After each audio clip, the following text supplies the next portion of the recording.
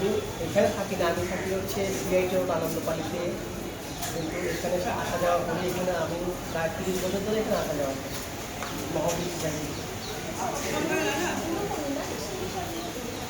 আজকে গুরু পূর্ণিমা প্লাস আষাঢ়ী পূর্ণিমা দুটি।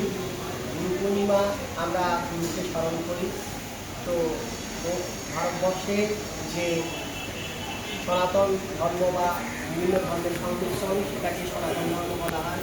সেই সনাতন ধর্মে গুরু পূর্ণিমার কথা আছে, আষাঢ়ী গৌরব সাহিত্যে আষাঢ়ী পূর্ণিমার কথা আছে।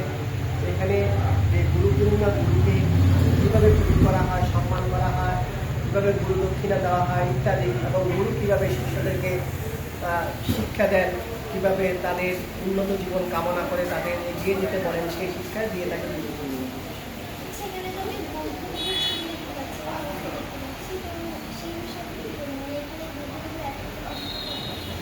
বুদ্ধের এখানে যেসব মূর্তিগুলো আছে এগুলো বিভিন্ন দেশের মূর্তি। যেমন এখানে শ্রীলঙ্কার বুদ্ধ মূর্তি আছে, জাপানিজ আছে, বার্মিজ আছে, থাইল্যান্ডের আছে, তারপরে বিভিন্ন দেশের আছে।